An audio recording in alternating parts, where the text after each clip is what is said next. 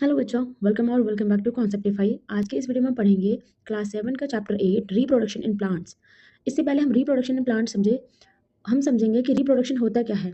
तो first line ही कहता है to produce its kind is a characteristics of all living organism, यानी खुद की तरह ऑर्गेनिजम्स को प्रोड्यूस करना ही क्या है, हर एक लिविंग ऑर्गेनिज्म का एक कैरेक्टरिस्टिक्स है और इसी को हम रिप्रोडक्शन कहते हैं। अपने जैसे ऑर्गेनिज्म को प्रोड्यूस करने को हम क्या कहते हैं, रिप्रोडक्शन कहते हैं। But how do plants reproduce, लेकिन प्लांट्स जो है वो कैसे रिप्रोड्यूस करते हैं। There are different modes of reproduction in plants which shall learn in this chapter. जो कि हम इसमें पढ़ेंगे कि प्लांट जो है वो कौन कौन से मेथड से है, मोड यानी कौन कौन से मोड है रिप्रोडक्शन का प्लांट के अंदर। ठीक है, लेकिन फर्स्ट ऑफ ऑल ये आप बिल्कुल क्लियर कर लो कि रिप्रोडक्शन जो है वो एक लाइफ प्रोसेस नहीं है।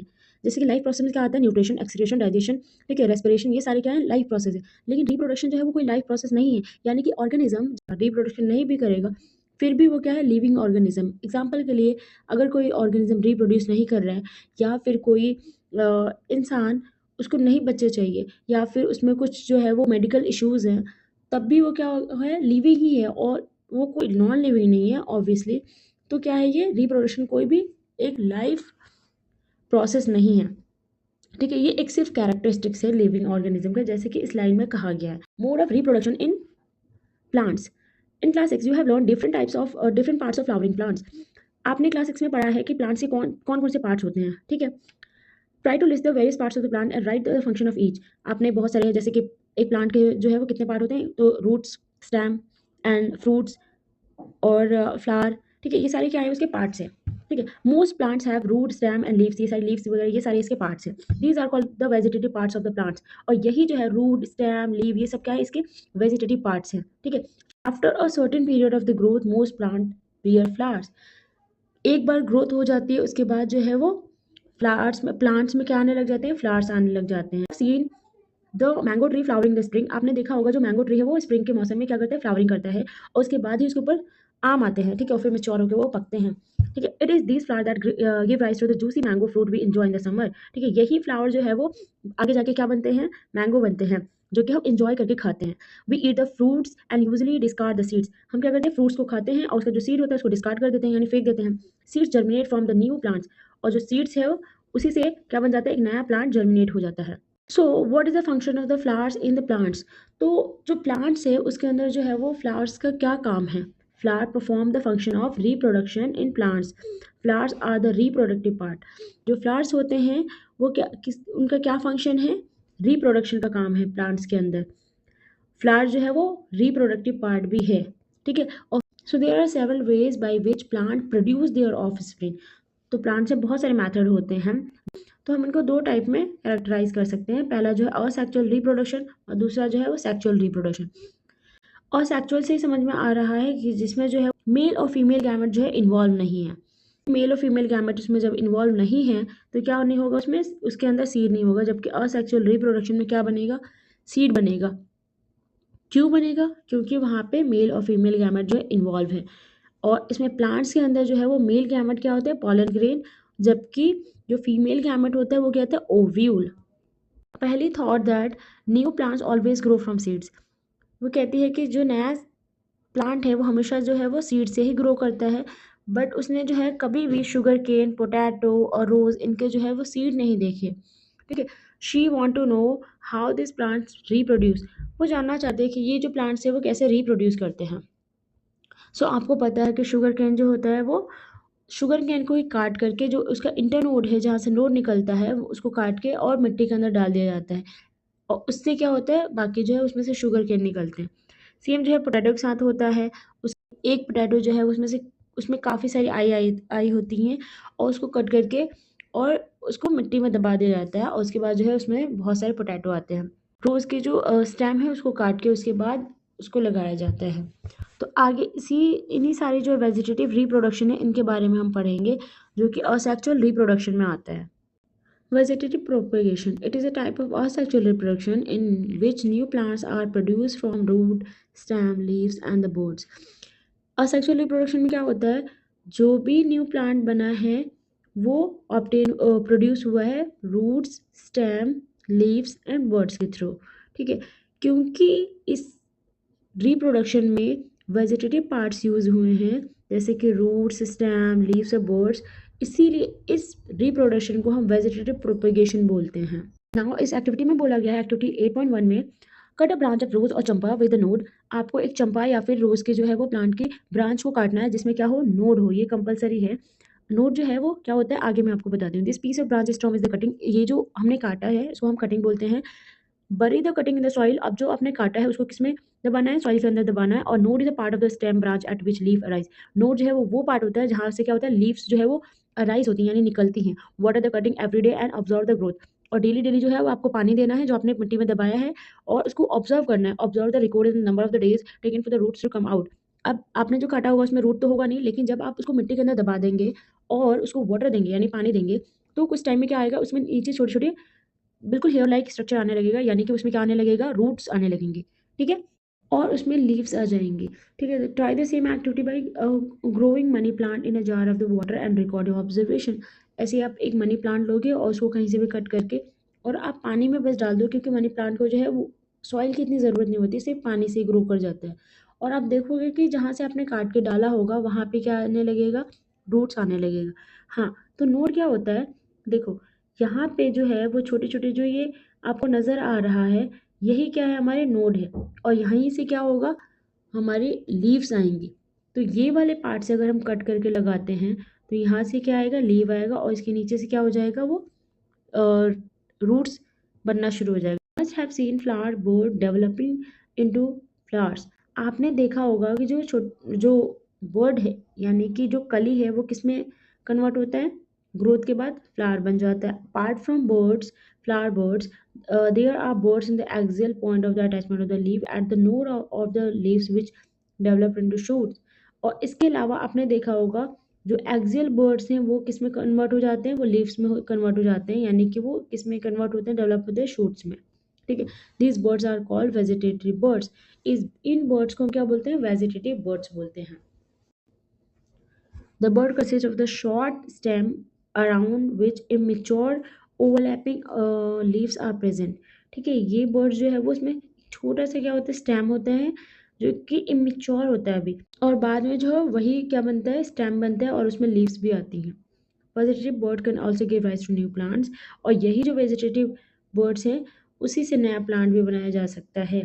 ठीक है, क्योंकि इसमें स्टेम आएगा, लीव आएगा, तो ऑब्वियसली वो आगे चल के क्या बनेगा, वो एक छोटा सा जो बर्ड है वो आगे चल के जो है वो पूरा एक प्लांट भी बना सकता है। आपको जो है एक फ्रेश पोटैटो लेना है और उसको जो है वो क्या करना है, मैग्नीफाइंग ग्लास से क्या करना है, देखना है। यू मे फाइंड बर्ड्स, आप उसमें छोटे छोटे बर्ड्स देखोगे। जनरली जो है ये नज़र नहीं आता, ये स्मूथ होता है, बट अगर ओवर द टाइम के लिए छोड़ दिया जाए, एग्जांपल के लिए अगर आलू खरीद करके आप 1 महीने के लिए छोड़ दो तो उसमें छोटे छोटे बर्ड्स आ जाएंगे। ठीक है, जो इस डायग्राम में यहाँ पे दिखाया गया है। Cut the potato into small portion, उसके बाद जो है इसको कट करेंगे ईच विद वन आई, उसमें आई होना ही चाहिए, जिसमें आई नहीं होगा वो ग्रो नहीं करेगा, उसमें आलू फिर नहीं आएंगे। आप मिट्टी में दबाओगे तो सड़ जाएगा, उसमें कोई आलू नहीं आएगा। और उसको जो है वो उस आई वाले जो आलू का एक पार्ट जो आपने काटा है उसको जो है सॉइल में दबा देना है। Water the piece regularly for the few days, बिल्कुल हल्का हल्का पानी डालना है, बहुत ज़्यादा नहीं डालना, वरना क्या होगा, वो सड़ने लगेगा।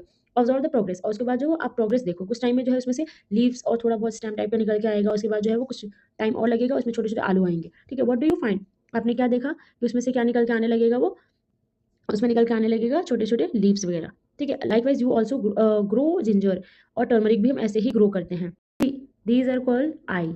ठीक है, आईज ऑफ द बर्ड, इसी को हम इतना इतना ऐसे काट करके लगाते हैं, तो इसमें इसके क्या आते हैं, बहुत सारे, एक बर्ड के बहुत सारे, और इसमें पोटैटो बनेंगे। ठीक है, बहुत सारे पोटैटो जो है जर्मिनेट होते हैं, इसमें से आते हैं ना। ब्राफिलम के बारे में बताया गया है। ब्राफिलम जो है वो एक तरह का प्लांट है जो कि स्प्राउट होता है यानी बनता है वो लीव्स के through. Has a bird in the margin of the leaves, ये इसमें लीव्स से जो है जर्मिनेशन स्टार्ट होता है। If a leave of this plant fall on the moist soil, जब इसके लीव्स जो है वो एक मॉइस्ट सॉइल के कांटेक्ट में आते हैं तो उसमें क्या आते हैं, प्लांट, उस प्लांट के लीव में क्या बनना शुरू हो जाता है, रूट आना शुरू हो जाता है, और फिर वहाँ से एक नया जो है वो प्लांट बनना शुरू हो जाता है। Root of the some plant can also give rise to the new plants. ऐसे ही कुछ और प्लांट्स हैं जिनके रूट से पूरा एक कंप्लीट प्लांट बन जाता है, जैसे कि स्वीट पोटैटो और दहलिया। ठीक है, ये एग्जांपल है जिससे जिसके रूट से सिर्फ रूट रहेगा, उसी से पूरा कंप्लीट जो है वो प्लांट बन जाएगा। Would you want to know if there is any advantage of vegetative propagation? मुझे जानना चाहता है क्या कोई एडवांटेज भी है वेजिटेटिव प्रोपेगेशन का। Yes, they are many advantages like वो जो अब जो नया प्लांट बना है वो बिल्कुल अपने जो है पुराने वाले प्लांट की तरह होगा, यानी कि अपने पेरेंट की तरह होगा। उसमें कोई भी जो है वो डिफरेंस नहीं होगा, ना जेनेटिकली और ना ही वो देखने में वो बिल्कुल सिमिलर होगा, वो कोई भी डिफरेंस नहीं होगा उसमें। Plant produced by vegetative propagation take less time to grow and bear flowers and fruits only than those produced from the seeds।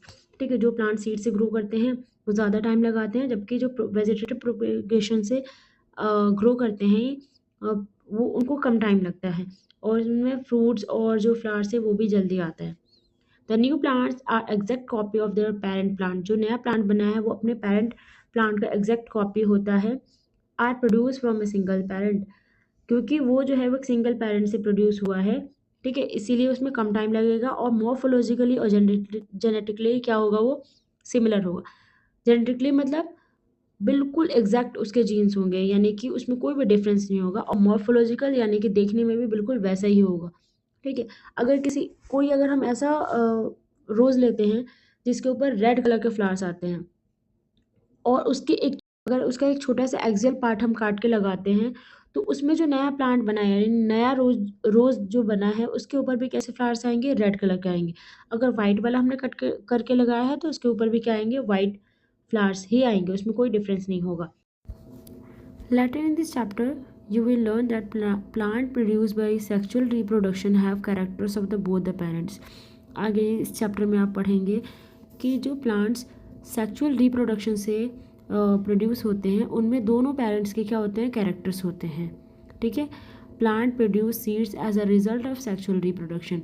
तो जहाँ पे सेक्सुअल रिप्रोडक्शन होता है ऑब्वियस है कि वहाँ पे क्या होगा? सीड का फॉर्मेशन भी होगा, वहाँ सीड भी होगा।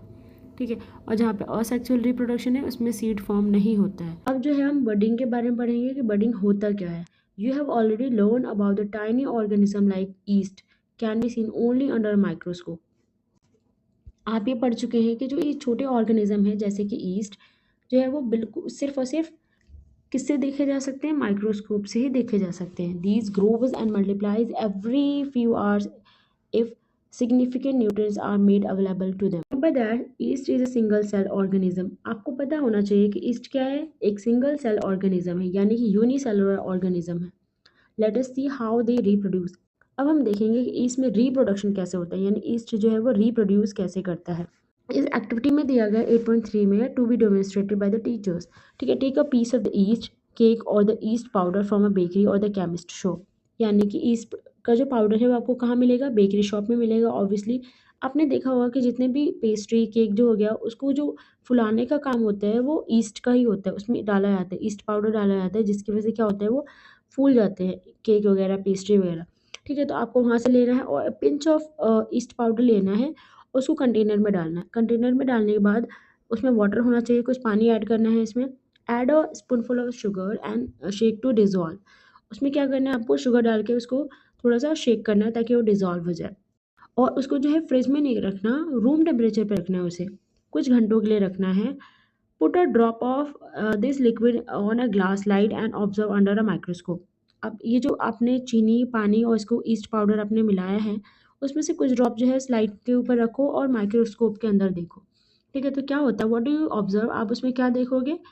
You may see the formation of the new yeast cell.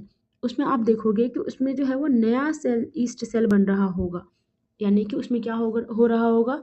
Reproduction हो रहा होगा माइक्रोस्कोप के अंदर जब आप देखोगे। क्यों? क्योंकि ईस्ट जो है वो बहुत जल्दी मल्टीप्लाई होता है, यानी कि रिप्रोड्यूस करता है। ठीक है, जैसे कि यहाँ पे जो है एक ईस्ट सेल है, वहाँ पे एक छोटा सा बर्ड ऐसे निकल के आएगा, फिर और थोड़ा सा वो बड़ा होगा और इवेंचुअली जो है वो उसमें बहुत सारे बर्ड आएंगे और बाद में जो है वो जैसे यहाँ 3 बने हैं बर्ड, तो तीनों जो है वो डिटैच हो जाएंगे और एक नया ऐसा ही ईस्ट बना लेंगे। ठीक है, तो ईस्ट में जो है रिप्रोडक्शन कैसे होता है? बाई बर्डिंग, ये याद रखिएगा। Now the small bulb like projection coming out from the yeast cell is called bud. So ये छोटा सा प्रोजेक्शन जो निकल के आ रहा है ईस्ट बॉडी के ऊपर, उसको हम क्या बोलते हैं? बर्ड बोलते हैं। The bud gradually grow and get detach from the parent cell and form a new yeast cell. ठीक है, और ग्रेजुअली जो है पूरी तरह से जब डेवलप्ड हो जाता है, ग्रो हो जाता है, तो पेरेंट सेल से क्या करता है? डिटैच हो जाता है और एक नया ईस्ट सेल बना लेता है।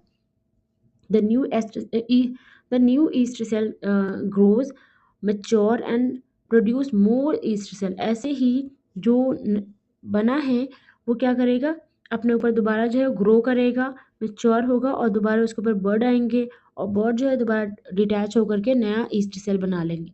सम time another bud arise from the bud forming a chain of the buds. ठीक है, ऐसे ही जो है वो चेन बनता जाता है, बहुत जल्दी वो मल्टीप्लाई होते हैं यानी रिप्रोड्यूस करते हैं। If this process continues, a large number of the yeast cell are produced in a short time। और ये प्रोसेस जो है वो कंटिन्यू होता रहता है और उसके बाद क्या होता है, बहुत सारे जो है वो ईस्ट सेल जो है वो बहुत शॉर्टर टाइम में प्रोड्यूस हो जाते हैं। ठीक है, तो ईस्ट में रिप्रोडक्शन होता है बडिंग के थ्रू, और बडिंग जो है वो लीड करता है बहुत शॉर्टर टाइम में बहुत सारे जो है वो सेल बनाने में। ठीक है, यानी रिप्रोड्यूस करने में। नाउ फ्रेगमेंटेशन क्या होता है, ये नाम से ही पता चल रहा है कि फ्रेगमेंट में टूटना यानी छोटे छोटे टुकड़ों में टूटना।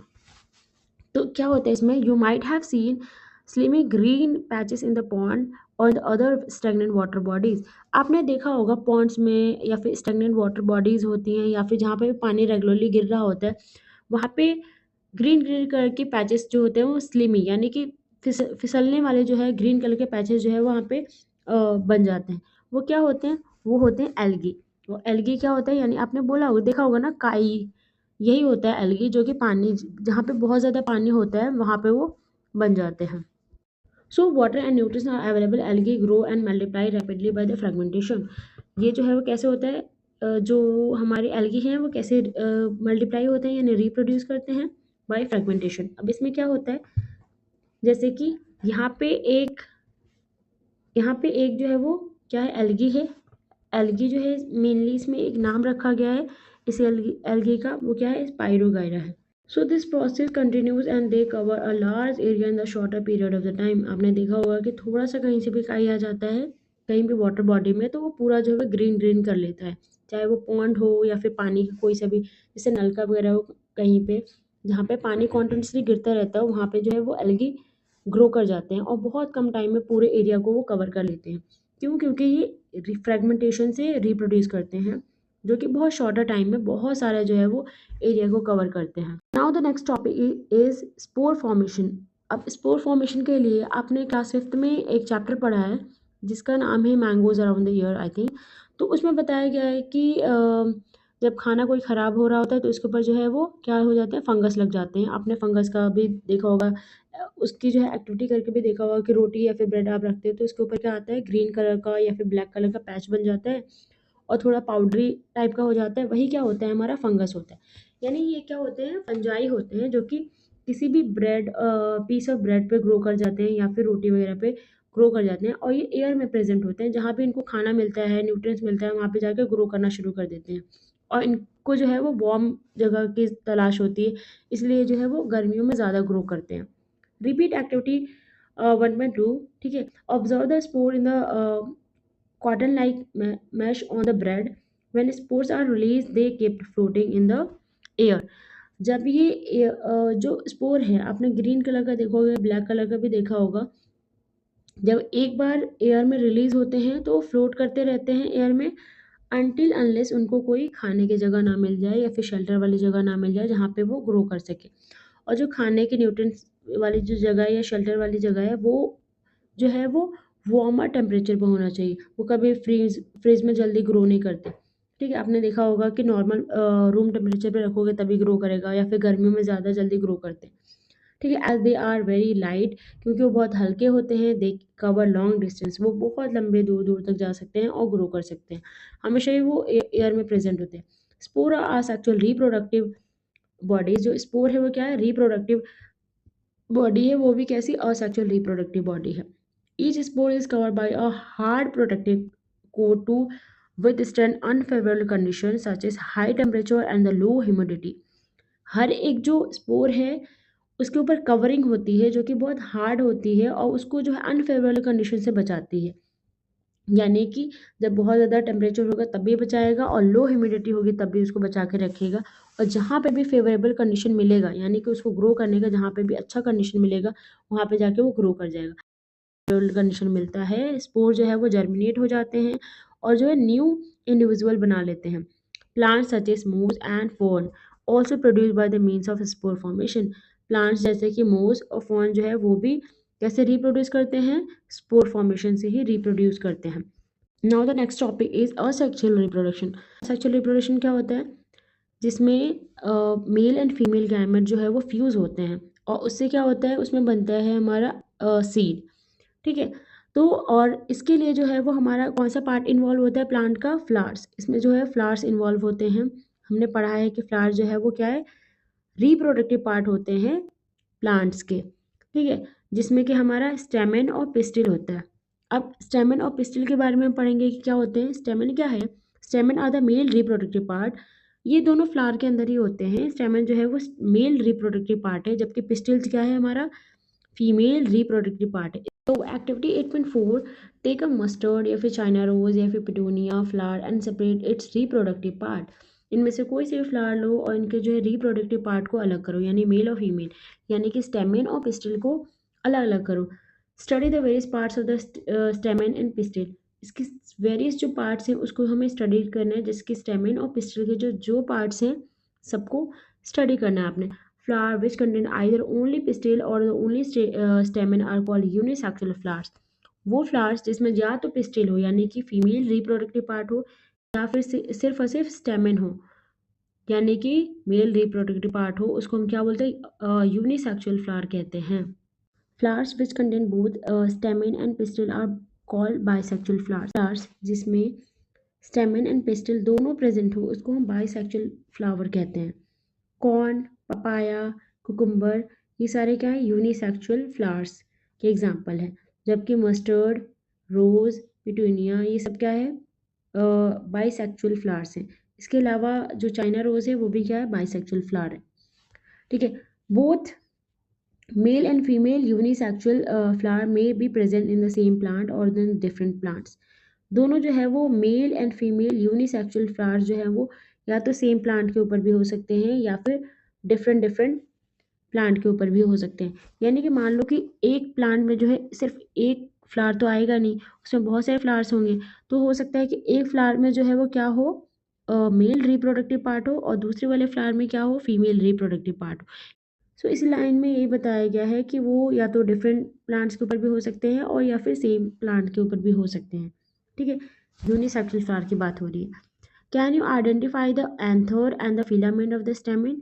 अब स्टेमिन के भी पार्ट हैं, दो पार्ट हैं, स्टेमिन एंथर एंड फिलामेंट। तो एंथर जो है जहाँ पे पॉलन ग्रेन होते हैं वो टॉप पे होगा, और फिलामेंट का मतलब आपको समझ में आ रहा है, एक पतला से क्या होगा? वो छड़ी टाइप की होगी, वो क्या होगा? फिलामेंट होगा।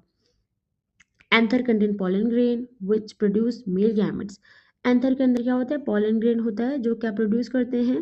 मेल गैमेट्स को क्या करते हैं? प्रोड्यूस करते हैं। और pistil consist of stigma, style and ovary. और पिस्टिल में जो है, पिस्टिल के कौन कितने पार्ट है? तीन पार्ट है, स्टिग्मा, स्टाइल एंड ओवरी। ठीक है, तो जो हमारा मेल गैमेट है यानी कि जो पॉलन ग्रेन है वो कहाँ जाके स्टिक करेगा? स्टिग्मा के ऊपर। ठीक है, स्टिक कहाँ करेगा? स्टिग्मा के ऊपर। स्टाइल से होते हुए वो ओवरी तक जाएगा, वहाँ पे जो है फ्यूजन होगा किसके साथ? ओव्यूल के साथ। ओवरी कंटेन वन और मोर ओव्यूल। ओवरी में जो है वो एक या एक से ज़्यादा ओव्यूल होते हैं। द फीमेल गैमेट्स और the egg is form in the ovule. जो जो फीमेल गैमेट यानी कि जो एग है वो कहाँ प्रोड्यूस होता है? ओव्यूल के अंदर होता है। In sexual reproduction a male and the female gamete fuse to form zygote. और सेक्सुअल रिप्रोडक्शन में क्या होता है? जो मेल और फीमेल गैमेट्स हैं वो फ्यूज होकर क्या बनाते हैं? Zygote.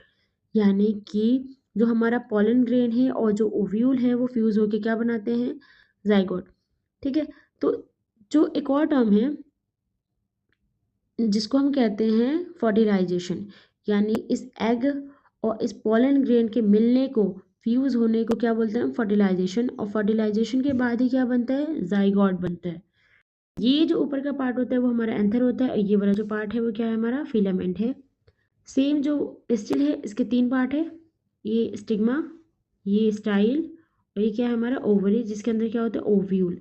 So Boojho wants to know how the male gamete in the pollen grain reaches the female gametes present in the ovule. ठीक है, तो बूजो जानना चाहता है कि जो मेल गैमेट है जो कहाँ है? अभी एंथर के अंदर है, वो फीमेल गैमेट के ओव्यूल तक कैसे पहुंचते हैं? ठीक है, इसके लिए भी कोई ना कोई तरीका होगा, तो उस तरीके को हम बोलते हैं पॉलिनेशन। पॉलिनेशन क्या होता है? The transfer of pollen grain from anther to stigma is called pollination. Pollen grain का एंथर से स्टिग्मा के ऊपर जाने को हम क्या बोलते हैं? पॉलिनेशन कहते हैं। Generally pollen grain have a tough protective code which prevent them from drawing up. Generally जो पॉलन ग्रेन होता है उसके ऊपर क्या होती है? एक टफ कवरिंग होती है जो उसको ड्राई होने से बचाता है। Since pollen grain are light they can be carried by wind और वाटर। ठीक है, क्योंकि पॉलन ग्रेन बहुत लाइट वेट होते हैं तो क्या होता है, ये वाइन से भी यानी हवा से भी ये कैरिड हो सकते हैं और वाटर से भी हो सकते हैं। Insect visit flowers and carry away pollen on their bodies. जो इंसेक्ट जो है वो फ्लावर्स के ऊपर आते हैं, जैसे कि हनी बी हो गई, अगर फ्लावर के ऊपर आएंगे तो उनका जो पॉलन ग्रेन है वो भी उनकी बॉडी में स्टिक होकर के कैरिड हो सकता है। If the pollen land on the stigma of the same flower or the another flower of the same plant, it is called self-pollination. यहाँ पे क्या है? सेल्फ पॉलिनेशन है। यहाँ स्टिग्मा है और यहाँ पे एंथर है। यहाँ से जो है पॉलन ग्रेन उड़ करके इस स्टिग्मा के ऊपर आ जाएंगे तो ये क्या कहलाएंगे? Self pollination. और यहीं पे इसी प्लांट के अंदर एक और फ्लावर है और इस फ्लावर के ऊपर के जो पॉलन ग्रेन है वो उड़ करके कहाँ आ गए? स्टिग्मा के ऊपर आ गए, तब भी वो क्या कहलाएगा? सेल्फ पॉलिनेशन कहलाएगा। जबकि क्रॉस पॉलिनेशन क्या होता है? एक प्लांट यहाँ है, दूसरा प्लांट इधर है, इसके एंथर से क्या होंगे? पॉलन ग्रेन आएंगे और यहाँ पे आके जब लैंड करेंगे, चाहे वो तरीका कोई सा भी हो, जैसे कि हो सकता है वो हनी बी से हो या फिर एयर से हो, वाटर से हो, किसी भी मोड ऑफ मतलब कोई भी कैरियर हो, उस वाले को हम बोलते हैं क्रॉस पॉलिनेशन। ठीक है, यानी कि एक प्लांट से दूसरे प्लांट के ऊपर जो पॉलिनेशन होगा वो क्या कहलाएगा? Cross pollination. जबकि सेम अगर प्लांट है, चाहे वो फ्लावर डिफरेंट है, तब वो क्या कहलाएगा? वो कहलाएगा सेल्फ पॉलिनेशन। स्टिग्मा के ऊपर लैंड करने के बाद जो उसकी हार्ड कवरिंग होती है वो बाहर रह जाती है और वो धीरे धीरे जर्मिनेट करना शुरू करता है। जब जर्मिनेट करेगा तो उसके अंदर से एक ट्यूब बनती है। ठीक है, इस टाइप की ट्यूब बनती है और उसमें से जो उसका न्यूक्लियस होता है, जिसके पास क्या होता है? जेनेटिक मटेरियल होता है, वो क्या होता है? यहाँ तक पहुँचता है। यहाँ जैसे सेकेंड स्टेप में दिखाया गया है कि जो इसका न्यूक्लियस है वो तो पहले यहाँ है, लेकिन पॉलन ट्यूब यानी जर्मिनेशन के बाद जब वो पॉलन ग्रेन जर्मिनेट हुआ तो जर्मिनेशन के बाद जो उसका न्यूक्लियस है वो इस पॉलन ट्यूब के थ्रू होते हुए आ करके किससे फ्यूज़ कर जाता है? ओवम से फ्यूज़ कर जाता है। ठीक है, जो कि फीमेल गैमेट होता है उससे फ्यूज़ कर जाता है और किस चीज़ का फॉर्मेशन होता है? ज़ाइगोट का फॉर्मेशन होता है। ठीक है, तो ये फर्टिलाइजेशन कहलाता है, जहाँ पे ओवम एंड पॉलन ग्रेन क्या होते हैं? जाकर के यहाँ पे फ्यूज़ होते हैं, जिसको हम क्या बोलते हैं? फर्टिलाइजेशन। सो फर्टिलाइजेशन क्या होता है? The cell which result after the fusion of the gametes is called fertilisation. यानी कि फ्यूज़न के बाद, यानी मेल फीमेल गैमेट के फ्यूज़न के बाद जो सेल बनता है उसको हम क्या बोलते हैं? ज़ाइगोट बोलते हैं। ठीक है, the process of fusion of the male and female gamete is term as fertilisation. और जो ये सेल बना है उस सेल को हम क्या बोलते हैं? ज़ाइगोट बोलते हैं। ठीक है, और जो ज़ाइगोट डेवलप हुआ है जब वो नंबर में इंक्रीज़ करेगा उसी को हम क्या बोलते हैं? एम्ब्रॉयो बोलते हैं। Now fruits and seed formation. ठीक है, तो after fertilisation the ovary grows into the fruits and the other parts of the flower fall off. तो फर्टिलाइजेशन के बाद यानी इस वाले प्रोसेस के बाद जो ओवरी है वो मैच्योर होके ग्रो होके क्या हो जाता है? फ्रूट बन जाता है और फ्लावर के जो पार्ट्स हैं यानी कि जो पेटल्स हैं, सेपल्स हैं, वो क्या होते हैं? वो गिर जाते हैं। The fruit is a Ripon ovary. जो फ्रूट होता है वो पकी हुई ओवरी होती है। आप जो सेब खाते हैं, जो मैंगो खाते हैं, ठीक है, ये सब क्या है? वो ओवरी ही है, यानी वो रिपन ओवरी है। The seeds develop from the ovule. Ovule यानी ओव्यूल बाद में जाके क्या बन जाता है? वो सीड बन जाता है। एम्ब्रॉयो जो होता है वो सीड को अच्छी तरह से प्रोटेक्ट किया हुआ होता है। Some fruits are fleshy and juicy such is mango and orange. तो कुछ फ्रूट्स जो है वो कैसे होते हैं? फ्लैशी एंड जूसी होते हैं। एग्जाम्पल के लिए आपने देखा होगा मैंगो और ऑरेंज, और भी बहुत सारे fruits. Some fruits are hard like almond and walnut. लेकिन कुछ फ्रूट्स जो होते हैं वो कैसे होते हैं? हार्ड होते हैं, जैसे कि आमंड और वॉलनट। ऐसा क्यों होता है? इसी बेसिस पे फ्रूट्स को दो पार्ट में डिवाइड करते हैं। एक हमारा होता है फ्लैशी यानी जूसी फ्लैशी, और दूसरा जो होता है ड्राई फ्रूट्स। ठीक है, आपने ड्राई फ्रूट्स का सुना ही होगा, इसमें किशमिश मेवे जितने भी होते हैं वो सब आते हैं, यानी कि उसमें फ्लैश ही होती है। जबकि ड्राई फ्रूट्स में क्या होता है, जो ओवरी होती है वो सूख करके बीज के साथ चिपक जाती है। So the next topic is seed disposal. In nature same kind of plants grow at different places. Nature में एक ही तरह का प्लांट जो है वो अलग अलग प्लेसेस पे ग्रो कर सकता है। This happens because seeds are dispose to different places. ये ऐसा इसलिए होता है क्योंकि एक ही तरह का प्लांट जो है वो उसके जो बीज है वो डिफरेंट डिफरेंट प्लेसेस पे डिस्पोज किए जाते हैं। उसके बहुत सारे मीन्स ऑफ डिस्पोजल हो सकते हैं, चाहे चिड़िया हो सकती है, बर्ड, और इसके अलावा जो हनी बी होती है वो हो सकती हैं, बाई एयर हो सकता है, ठीक है, बाई वाटर हो सकता है, बाई एनिमल हो सकता है, बाई ह्यूमन बींग्स हो सकता है। Sometime after a long walk through a forest or a field or a park, you may have found seeds or fruits sticking to your clothes. जब आप कभी वॉक वगैरह पे जाते हैं फॉरेस्ट में या फिर फील्ड में या पार्क में, तो आपके कपड़ों के ऊपर, ठीक है, या आपकी बॉडी के ऊपर जो है सीड्स या फिर फ्रूट जो है वो स्टिक हो जाते हैं। You try to observe how the seeds were clinging at to your clothes. क्या आपने ये ऑब्जर्व किया है कि जो ये सीड हैं वो आपके कपड़ों में कैसे चिपक जाते हैं? What do you think will happen if all the seeds of the plant were to fall at the same places and grow there? क्या होगा अगर जितने भी सीड्स हैं तो वो एक ही जगह पे गिर जाएं, ठीक है, जहाँ पे वो ग्रो हुआ है, जहाँ पे वो पूरा प्रोसेस हुआ है fertilisation and all that reproduction का प्लांट में, और उसका जो लास्ट जो प्रोडक्ट बना है दैट इज सीड, वो वहीं पे जहाँ पे वो ग्रो हुआ है वहीं पे गिरे और कहीं और डिस्पोज ना हो, तो क्या होगा? There would be several competition for sunlight, water, mineral and play space. ठीक है, तो वहाँ पे क्या होने लगेगा, बहुत ज़्यादा कंपटीशन होने लगेगा प्लांट्स के अंदर, सनलाइट के लिए, वाटर के लिए, मिनरल्स के लिए और स्पेस के लिए भी। As a result the seeds would not grow into healthy plants. तो इससे ये होगा कि जो प्लांट है वो हेल्दी नहीं होगा, क्योंकि कंपटीशन करना पड़ेगा, हर किसी को प्रॉपर सनलाइट नहीं मिलेगा, वाटर भी जितनी ज़रूरत है उतना नहीं मिलेगा, मिनरल भी नहीं मिलेगा और स्पेस भी नहीं मिलेगा। Plants benefited bye seed disposal. ये जो सीड डिस्पोजल होता है उसे प्लांट्स का ही फायदा होता है। It prevent competition between the plants and its own seedling for sunlight. ठीक है, ये इस सीड डिस्पोजल से क्या होता है, प्लांट्स को फ़ायदा होता है, वो उनमें कॉम्पिटिशन कम होता है। It also enable the plants to invade new habitat for the wider distribution. यानी कि प्लांट को जो है वो एक अलग हैबिटेट और वाइडर डिस्ट्रीब्यूशन का मौका मिलता है। Seeds and fruits of the plant are carried away by the wind, water and animals. Wings seeds such as those of the drumstick and maple, and light seeds of the grasses or hairy seeds of the oak, it means madar, and hairy fruits of the sunflowers get blown off with the wind of far away spaces. ठीक है, जो भी हल्के जो बीज होते हैं, या फिर यहाँ पे ड्रम स्टिक का एग्जाम्पल दिया गया है और इसके अलावा मैपल का एग्जाम्पल दिया गया है, मदार, इन सब के जो बीज होते हैं वो काफ़ी लाइट वेट होते हैं। क्योंकि बहुत लाइट वेट होते हैं तो ये एयर से क्या होते हैं, उड़ करके एक जगह से दूसरी जगह पर पहुंचते हैं। Some seeds are dispose by water, कुछ सीड जो है वो वाटर से डिस्पोज होते हैं। दीज फ्रूट्स और seeds usually develop floating ability in the form of spongy और fibrous outer coat as a coconut. आपने देखा होगा कोकोनट का जो बाहर हस्क होता है वो स्पॉन्जी और फाइब्रस होता है, इसकी वजह से जो है वो वाटर में आराम से जो है उसमें एबिलिटी होती है, वो फ्लोट कर सकता है और एक जगह से दूसरी जगह पर डिस्पर्स हो सकता है। Some seeds are disperse by the animals, कुछ सीड्स जो है वो एनिमल से डिस्पर्स किए जाते हैं, specially spiny seeds with the hooks which get attach to the bodies और animal and are carried to distinct places. तो क्या होता है, अटैच हो जाता है बॉडी या फिर किसी भी क्लॉथ पे या फिर एनिमल के किसी बॉडी पे वो अटैच हो जाता है और वो बहुत दूर दूर तक क्या होता है, डिस्पर्स हो जाता है। Example are xanthium and urena.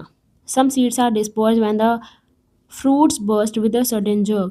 कुछ सीड जो है वो जब फ्रूट बर्स्ट होता है यानी कि वो फटता है तो उससे डिस्पर्स होते हैं। The seeds are scatter far from the parent plant, और इस तरह से जो सीड है वो बहुत दूर दूर तक भी स्कैटर कर दिए जाते हैं। This happen in the case of castor and balsam.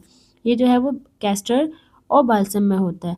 ठीक है, इसके अलावा जो कॉटन है वो भी जब कॉटन बॉल जब फटता है तो उसे वो डिस्पर्स हो जाता है, क्योंकि वो लाइट वेट होता है तो एक जगह से दूसरी जगह पे आसानी से ट्रैवल कर लेता है। ठीक है, तो ये था चैप्टर 8 क्लास 7 के साइंस का। यहाँ पे ये चैप्टर कंप्लीट होता है। नेक्स्ट वीडियो में हम इसके क्वेश्चन आंसर्स को डिस्कस करेंगे।